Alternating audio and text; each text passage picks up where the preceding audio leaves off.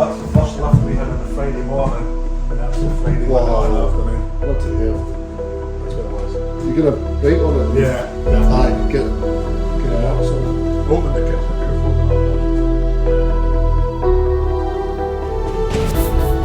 I looked back at some of the Brecon floods. I've got them in the wall of one of my classrooms at the college. I think 1903, there's a picture there, and there's 1910, and then there's 3 floods in the 1950s. I think it's 51, 52 and 53. However, these recent floods are a lot bigger and a lot higher than that, and starting to become a bit more frequent. Certain parts of the river is coping with them very, very well. I think our natural floodplains that have always been floodplains are obviously that's what they do. I think human nature is going back and beginning the time we settled close to the rivers to take water, and it was good arable ground, and we built too close. Personally, I think we have to have a complete rethink about the way we manage water and the land. Farming practices, and we need farmers on board with that. The best thing would be to grass these fields up if we can, and then you reduce. Yeah, you're right. I mean, it's a huge problem with bare fields, and then so what you could do, topsoil gets washed off. So what you could do is you could have, as they used to do years ago, you'd undersow it with clover and grass, and cut your barley or whatever it was, leave it, and then drill it again next spring. So therefore, you've got something that's A, holding the water, B, stopping silt runoff, and B, benefiting everybody. Yeah, you can see yourself when you drive through the catchment. You can see the fields that are grassed up. There's no erosion on them. Yeah. You know, they're absolutely fine. So whether there's a move towards more mixed arable and livestock, go back to some sheep grazing, just to have a grassed field. Yeah. I don't know. I mean, these are the sorts of discussions that we need to have. We need help from local authorities, from government, from the NFU, from the farmers, all these different organisations, just to try and get a discussion going about how we manage water. We've got a tree used to hang out over the river here, and it survived Storm Frank, and I thought, we're going to have to go across and cut it one day, but it's gone this time. It's gone now. It's coming down at the boat pool. There's a fish there, look. Oh, there we go. Yeah, so the steps here, I couldn't find them. So this Storm Frank put an island here. This used to be quite a deep hole, and there was an island put in here, and I was thinking about flattening it off. Now it's back deep again. Storm Frank's cleared it out, and there's a lot of fish sitting in this pool now. But they've only started doing that after the recent floods. The spawning fish, we started seeing them last week, especially the tails of this pool. I mean, there hasn't been fish spawning at the tail of this pool for a few years. I mean, the silt's all cleared out, so they are starting to spawn there again. I mean, Brecon's been devastated with the flooding. Yeah, that's for sure. I mean, that's there's no getting away from that, and their flood defences, they've worked to a certain extent, but these big floods we're getting now, it's not working. No. I don't think it ever will. So. But it just came up to almost, what was it, just under 6 metres, or was it over 6 metres? I'm not sure on that. So. Yeah, it was fairly big though anyway. Yeah, so. It was a lot bigger than the floods last November. Anyway, I know that the Bridge of Dun, that's still shut at the bottom of the South Esk below Kinnaird. The South Esk Bridge in Brecon is still closed. That's closed to pedestrians as well. So there have been bits on this river, not mentioning the North Esk as well, that have been, really badly damaged. Yeah, badly damaged. Yeah. And there are certain beats on the South Esk that the in-river, it will have changed, but certainly the infrastructure of a few of the fisheries has been, how can I put it politely, devastated. Devastated. Yeah. I mean, it's a lot of work for these fishery managers and gillies that they've been working for quite a few years now. Yeah. Making the place look good, Yeah. Fish well, and they've got to start again. Yeah. So it's not only start again. It's it's going to cost a lot of money, so things might be a bit different on the fisheries to get to them, but the fisheries will still be there and fisheries will still be happening, which is a positive. Yes. But you might have to walk a little bit rather than sort of drive to your beat, which is no bad thing. But there'll still be plenty of fishing, that is for sure. There's this pool here this year there was about 400 sea trout sitting in this pool. So this pool, I mean, hasn't really held that amount of fish since Storm Frank. And it's now starting to hold fish again. I mean, it's slack, it's going to be not easy fished. Has this bit quickened up a bit, do you think? No. From the loss of the dam? It's just deepened up. It's just deepened up? It's deepened up. Yeah. It's gotten cleaner as well. I mean, last week there was fish over here. In fact, I think it'll still be over right in that far corner, cutting in over there. Awesome. Which, we haven't done that for a few years. So you're seeing fish now where you haven't done before? Haven't done before.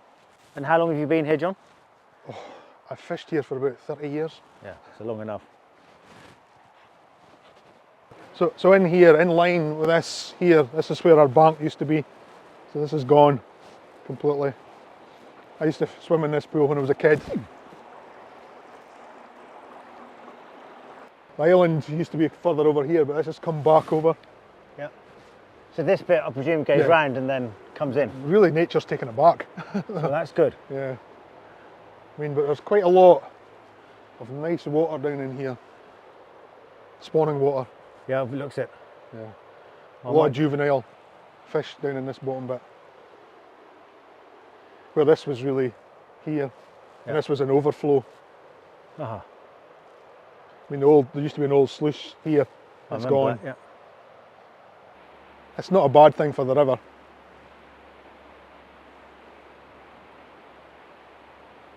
So we'll keep the trees in, hopefully, to keep the bank. Yeah. You going to plant any more here or not? How you go? Because this is quite sandy, isn't it? I mean, that'll... Two mines have to plant them so close to the river, and the next flood's going to help pull it out. Yeah. And so, but no, I'll need a set of steps to get back out here. But that's where the bank used to be, so that's your line of the bank. Just here? Yeah. I mean, all this has been built up with floods anyway, so... Yes, it has. Some of these times nature takes it back.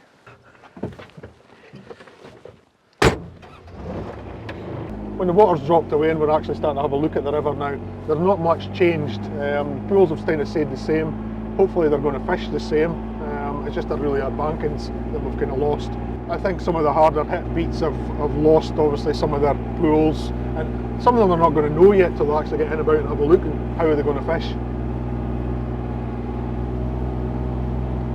So after all these big floods, and we've talked about the fishing and stuff, how is the in-river habitat sort of coped from the floods? Yeah, there's been a lot of damage to riverbanks and infrastructure, but as far as the in-river habitat goes, I think the storm has been it's been a positive. It's cleaned up a lot of the gravels, it's moved a lot of the silt away.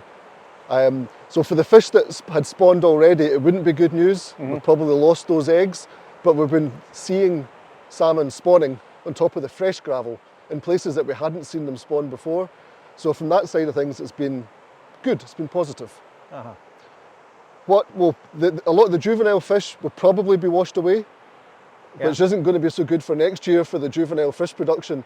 But with floods of this magnitude, what we've seen before is a boost the year following. So the year after next, we would expect to see a real boost in productivity with insects and with juvenile fish, increased survival of fish. So these floods are a natural part of a river cycle. Salmon are well adapted, and sea trout are well adapted to dealing with these floods. And I think in a few years' time we'll should see a cracking run of fish coming back. So, from my understanding, do the fish in big water, do they hug the bottom because the flow rate's not so much? They'll find areas of refuge, they will do. I think with floods of this size, you get these bed shifts though, that everything moves. Everything moves, and there's no hiding place. But that's only in certain parts of the river. There are lots of places in the river where fish can hunker down, they'll hide. With the fish, would they go back down again? Or they just sort of come to the sides, or how would they? They'll find anywhere they can get refuge. Under tree roots are a great place as well. Tends to be quite sheltered there, or down in deep pools. But yeah, usually it's quite strange in these big floods. Right at the bottom, it's a lot calmer than it is at the top. So you'd be surprised that I don't think we'll see too many adult fish dying as a result of these floods. I haven't seen that many adult fish on the fields, which has been great. That's been a real positive. But yeah, I think that the fish that had spawned already, those eggs are probably gone. But there's lots of new fresh areas for spawning now. That's going to be really good So news. it's cleaned out the rivers, as we can see. There's silt. The silt, yeah. There's silt everywhere. So Yeah. it's actually cleaned out the river. It's given it a good sort of its annual clean. A good pretty much. washout. A good Yeah. washout. Maybe next time, not quite so, not quite so much, please. But yeah, it has been good. You'll see. So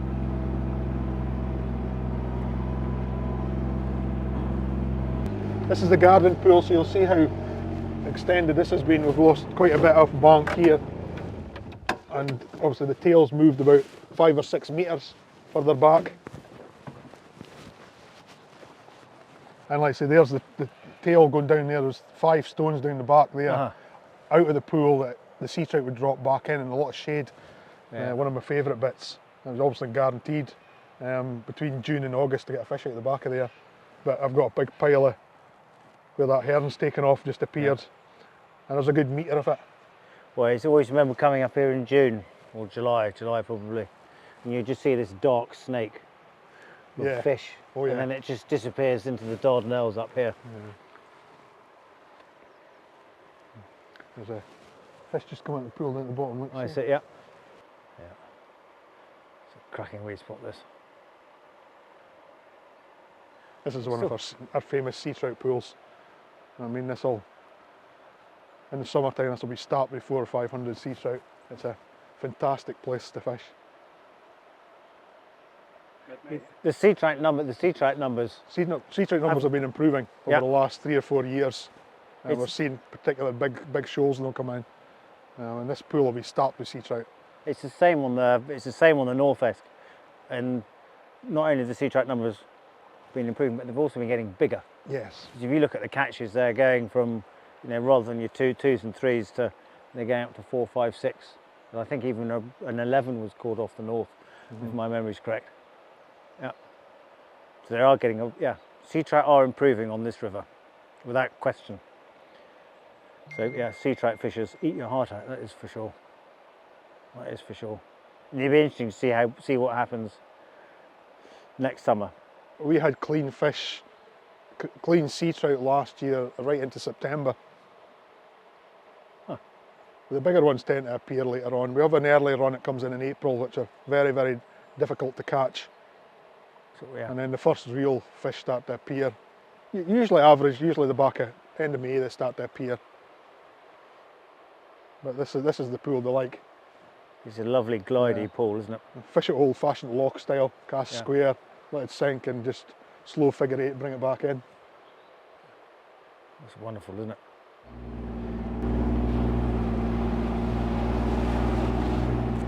I don't think we'll see anything today, but just a wee bit big, isn't it, John? It's a wee bit big for seeing them. This pool's a great pool at the tail here, not for the faint-hearted. When you hook them, you have to clamp them and hold on. This is a bit of a sanctuary for the salmon and sea trout.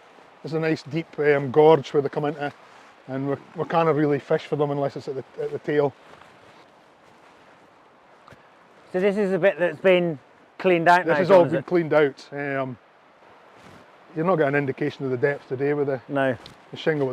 This had all filled in last November. The top of this had filled in to maybe about 6 foot deep. It's now right down to bedrock.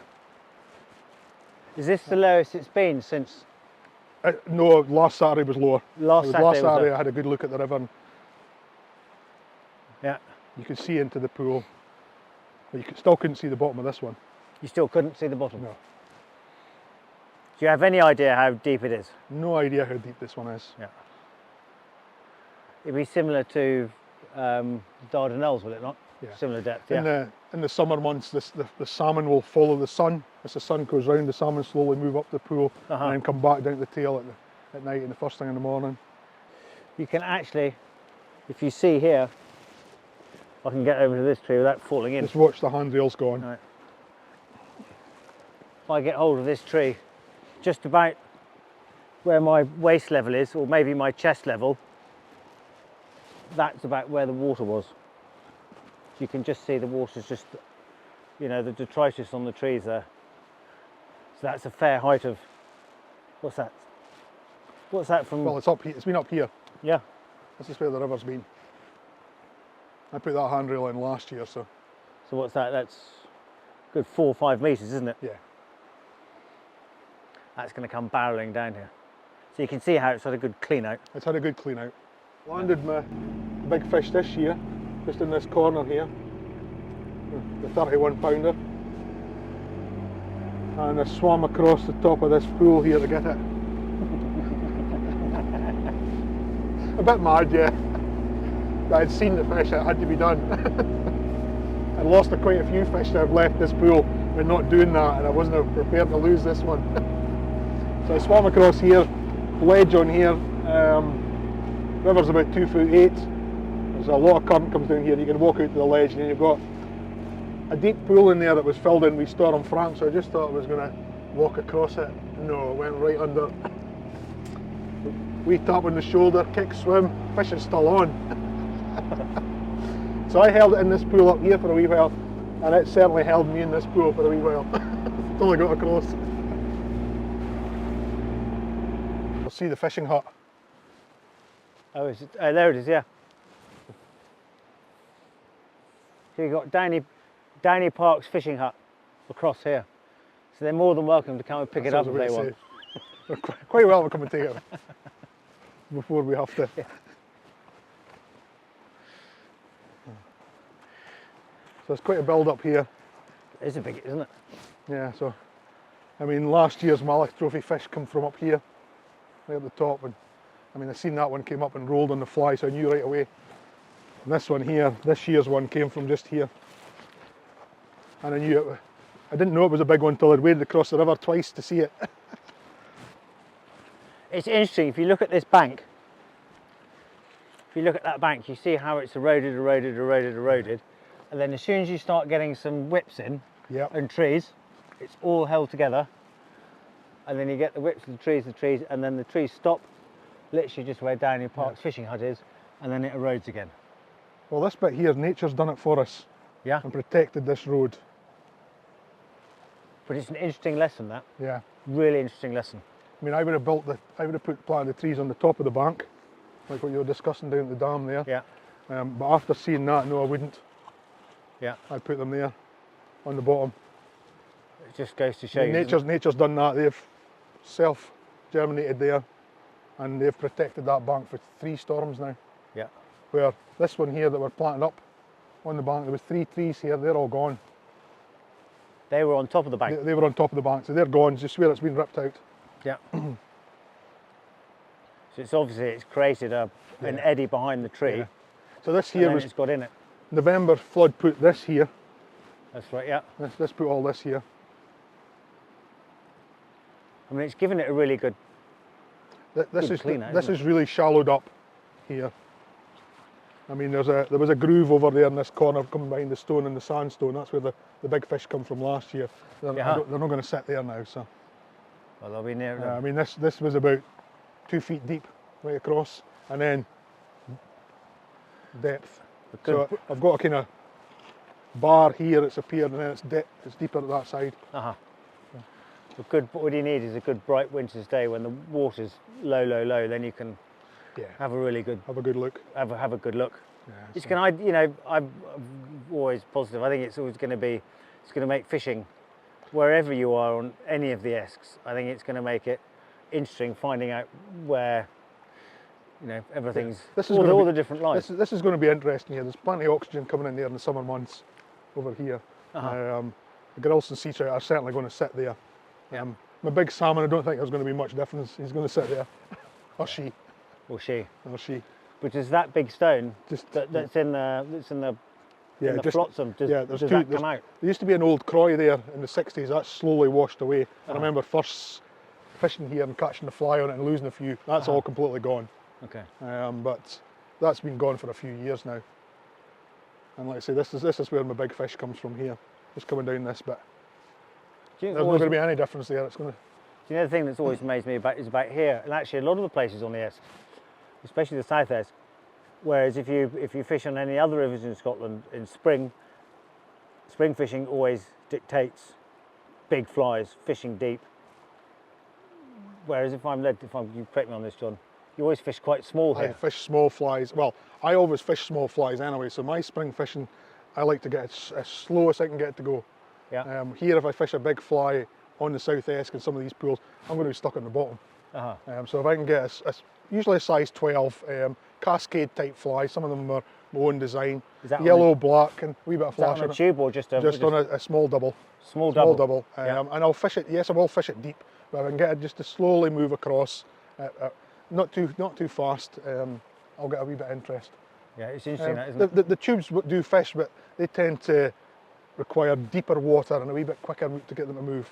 Yeah. Where here I've not got a lot of movement down here. I've got a bit, but not Because a the lot. same, with spring fishing, you need to move it. You need to put it on their noggin. I mean, there's no getting away from it. The salmon habits have changed over the last 2 or 3 years. Yeah. I mean, this year in particular, you need to get right on its nose or it wouldn't touch it. Yeah. And to do that, you've got to get it as slow as you can get it to go. Yeah. That's true. But they've been very, very lethargic. Whether it's been the heat, the temperature that's increased and made them lethargic, I don't know. Or they knew this big flood was coming and they weren't wasting any energy. Yeah. So They just sat down. they sat down. So That's right. Should we bomb up? Do you want to bomb up the top? I wish I knew. Should we bomb up the top? Yeah, we'll bomb up the top. up the top quickly. This is the Esk pool. There's quite a bit of bank on the far side. There's quite a few trees gone from down here. But the big stones are still there.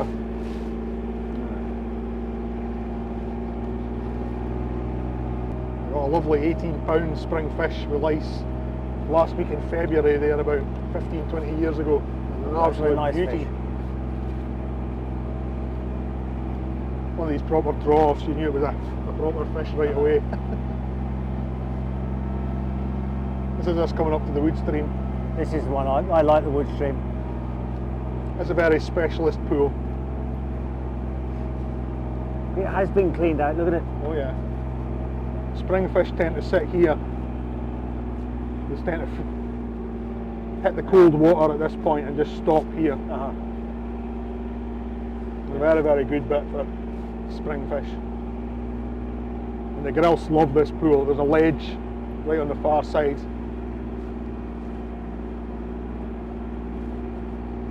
And this is one of these pools where the tube does work better to get it down quick. Yeah.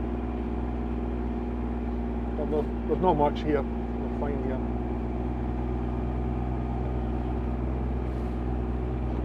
I had par when it first came down. I was pulling par out of there and putting them back in the river. Here you can see where the river was up to with the flattened grass. So my big cherry tree that fell across the river last year that I cut up, it's completely gone. It's gone.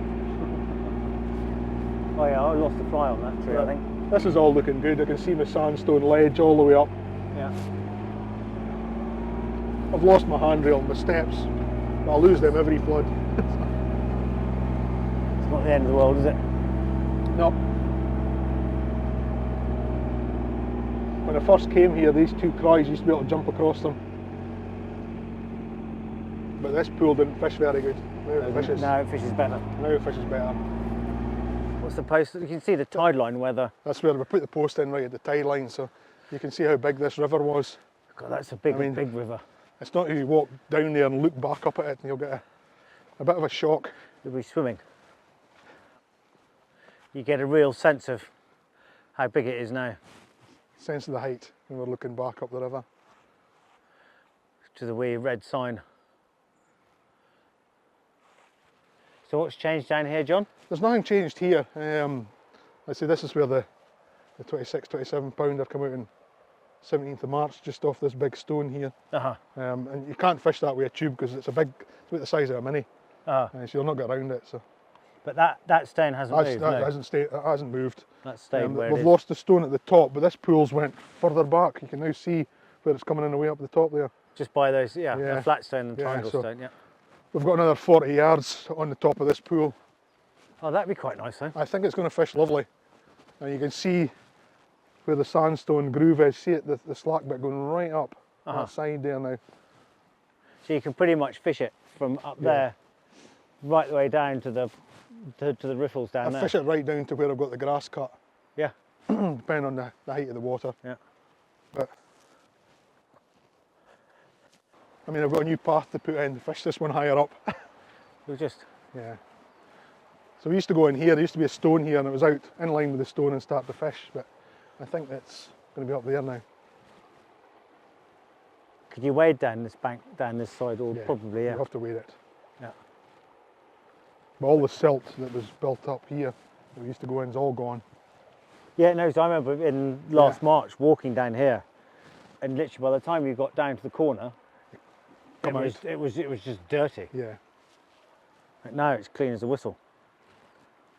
But that's quite interesting. Look, This is the Lushet, one of our famous pools. The Lushet. A lot of fish come in here and they're not going anyplace else.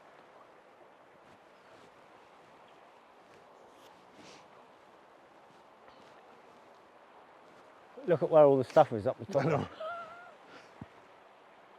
And that's 8 feet above my head, isn't it? Which will be about right. Yeah. And there's a debate whether I'm 6 foot or 5'10", so you can make that up as you go. But yeah, it's pretty high. Early March, big resident salmon, and they'll come in and sit here and they'll not go anyplace else. They'll sit around that big stone and then they'll drop back to spawn. And it's just lucky enough we'll get a hold of one of them every now and again. Where's the big stone? Is it just on the corner here, John? Just on the corner, just as it starts to go around, there's a big stone about the size of a mini sits in there. It's very, very hard to cover. Yeah. But they're usually around about that. Right height of water, the fly will come across and it'll stop. And you give it a minute, then it'll kick in again. And just as it kicks in, you're coming round the back and it'll take. Yeah. There's a fish just jumped pretty much where you're talking about. Yeah. Near as damn it, anyway. When they come in March and they sit there, they're not going to go anyplace else. Yeah. I seen one here, was it about 4 or 5 years ago in November when I was having a walk over, and when it came out of the water, there was a wake come up the pool. It was a proper fish. God, that is a proper fish. Talking through that, I mean, it seems to me that the rivers are in pretty good nick, considering how high the water was. I mean, we can see it was probably just up, or 2 feet up the rails. The river's in very, very good condition. The fishing here is not knackered, as people will think. I mean, prospects are looking great. Well, that really is promising. I mean, things are looking up. And you're fully booked for next year? We are fully booked for next year. Good. Well, that's a positive note, and hopefully that'll be the same for. I mean, I know some of the fisheries. I think they're booked. I think their infrastructure's a bit muddled, but I still think they're going to be. Yeah. I think fishing next year is going to be interesting. It's going to be interesting. I mean, the Lushet, we've got another 40 yards at the top of that pool. I mean, it's going to be great for sea trout and grills sitting in. Yeah. This pool at the bottom here, the house pool, I've got another 6 or 7 yards. Old stone that was put in there in the 60s is now there. I'm hoping fish are going to sit around it. So you've gained. So from the big floods, Inshewan has gained. We've gained. Yes. Good. Yeah, that's perfect. It's all positive then. Yeah. Hopefully. Oh yes. There we go. We'll need to dig out the bench.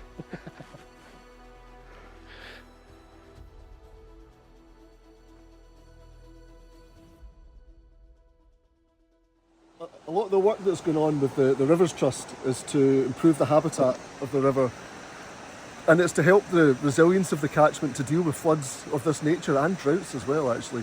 So what we're trying to do is there's peatland restoration work, there's riparian tree planting to try and create shade and extra habitat for fish. We're putting trees into rivers to create that in-river habitat for fish, re-meandering or re-wiggling some of these previously straightened burns, as well as putting trees on the slopes and valleys to try and intercept water as it's coming down the hill. All of these things will help protect the lower catchments, protect some of the fisheries beats, and ultimately will help the fish.